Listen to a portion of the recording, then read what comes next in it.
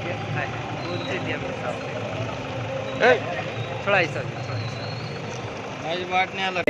गुनाहों को धो देती है, माँ गुस्से में होती है तो रो देती है। आए अंधेरे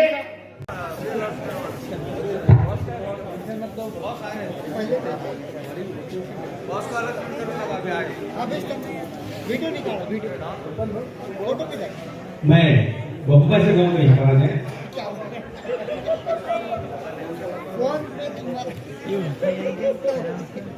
हार से हम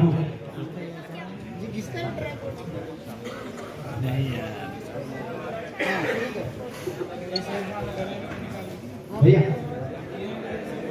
वो विधानसभा को देखते हुए कोई ऐसी पार्टी तो नहीं बनाया आपने, ऐसा कुछ?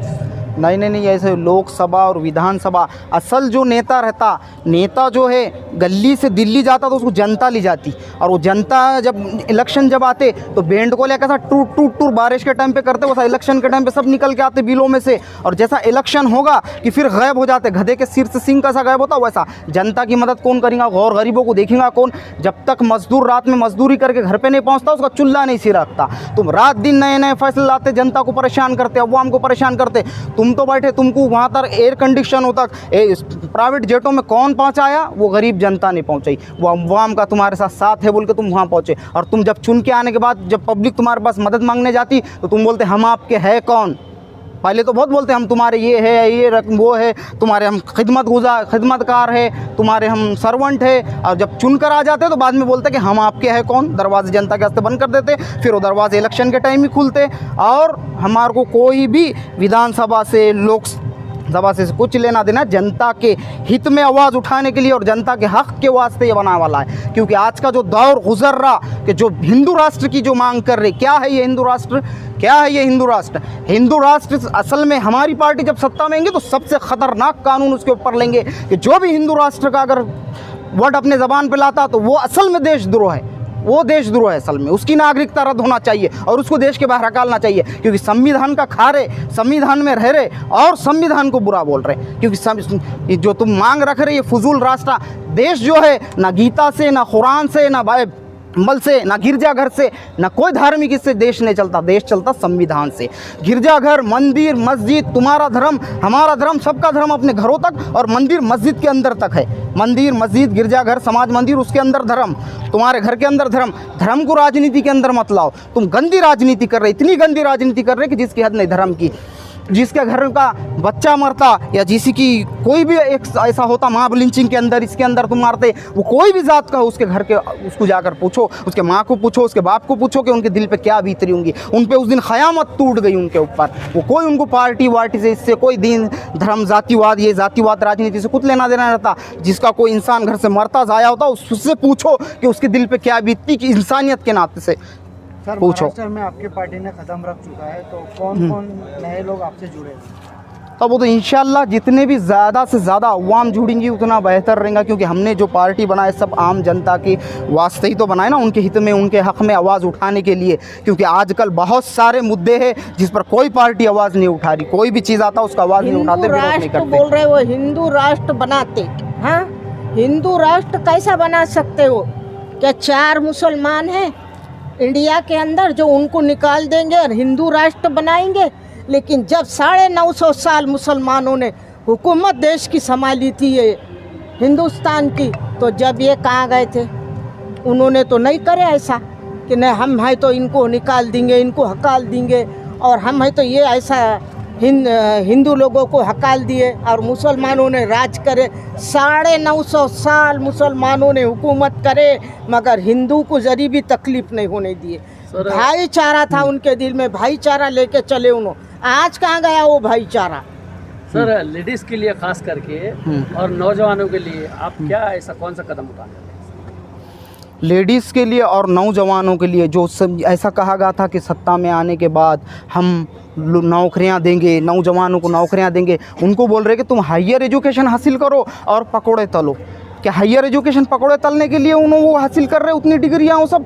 अगर ऐसा तुम देश का भविष्य के साथ खेल रहे तुम, वो जो बच्चे हैं वो कोई भी जात का हो, हिंदू मुसलमान सिख ईसाई जय भीम, कोई भी समाज का बच्चा हो, वो देश का भविष्य है। वो बड़ा होकर कल APJ अब्दुल कलाम बनेगा, वो बड़ा होकर कल विश्व में भारत को सुपर पावर बनेगा, वो बड़ा होकर भगत सिंह बन सकता देश के वास्ते, वो बड़ा होकर और भी कोई महापुरुष बन सकता।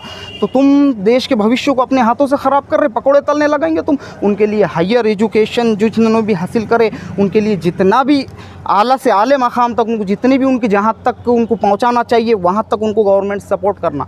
हमारी गवर्नमेंट जब भी आएंगी इंशाल्लाह एजुकेशन जो बिक रहा आजकल, गरीब का बच्चा कहाँ से सीखने के लिए जाएगा? लाखों रुपए फीस लगा दिए। सबसे पहले तो सीखेंगे उसके ऊपर कसेंगे कि इसके ऊपर के जो एजुकेशन को बेच रहे, लाखों एजुकेशन को मुफ्त कराओ, फ्री कराओ। जितने भी प्राइवेट एजुकेशन के ये चल रहे इंस्टीट्यूट उन सबको बंद कराओ या उनके ऊपर कानून लाओ। तुम ये ड्राइवरों पे, गरीब जनता पे जो ला रहे ना, मोटा भाई और छोटा भाई दोनों को भी बोलूँगा मैं, तो उनके ऊपर आप लाओ कानून। क्योंकि सरकारी स्कूल जो है उसके अंदर ऐसा एजुकेशन मिलना चाहिए कि जो आप बोलते सबका साथ सबका विकास, कहाँ हो रहा सबका साथ सबका विकास? बेटी मणिपुर के अंदर कपड़े निकाल कर उसको इतनी बयान नहीं कर सकता मैं, इतने बुरे हाल में उनको मारा जाता। क्यों नहीं आपने उन पर एक्शन ली? क्यों नहीं उनको आपने जल्दी उस पर क्यों नहीं कानून बनाए सही तरीके से? दूसरी बात कि जो बच्चे इसके लिए कानून लाओ ना आप स्ट्रिक्टली। जो छोटे छोटे बच्चे हैं जो काम कर रहे, जिनको चाइल्ड लेबर बोलकर लगाया जाता, रोड पर भीख मांग रहे, एती मेसिर बच्चे, तुम ये मत देखो वो हिंदू है, वो मुसलमान है, वो सिख है, वो ईसाई, कुछ नहीं है। वो देश का भविष्य है। वो बच्चा वो कल को बड़ा होगा तो बड़ा होने के बाद कुछ भी बन सकता हो, किसी भी पोस्ट तक जा सकता। और महिलाओं पे जो अन्याय हो रहा, अत्याचार हो रहा है, उसके भी लिए हम आवाज़ उठाएंगे ना। आज सर कितने लोगों को आपने नियुक्ति पत्र दिए? आज हमने महाराष्ट्र प्रदेश अध्यक्ष माननीय नसीमा पठान महोदय जी, इनको महाराष्ट्र प्रदेश अध्यक्ष की पोस्ट से सेव करे, और महाराष्ट्र प्रदेश युवा अध्यक्ष बाबा लाला सैयद अब्दुल रहमान उर्फ बाबा लाला, इनको क्या बोलते, तो 2 लोगों को अभी महाराष्ट्र में पोस्ट डिक्लेयर कर। अब यहाँ से आगे की कार्य करनी स्टार्ट हो। हाँ बोलिए, अब बोलिए, फिर मैं बोलूँ। हज़ारों लाखों पार्टियां हैं, लेकिन सैयद टीपू सुल्तान के जैसा किसी के सीने में दिल नहीं है जो जनता के लिए लड़ेंगे, मुद्दे उठाएंगे। और जब तक बच्चा रोता नहीं तो माँ दूध नहीं पिलाती। जब तक तुम नहीं बोलेंगे, कोई हल्ला नहीं करेंगे, और उसके लिए पार्टी चाहिए, पार्टी का झंडा चाहिए। पार्टी के झंडे के नीचे ही तो लड़ा जाता, आवाज़ को गली से दिल्ली तक पहुंचाया जाता।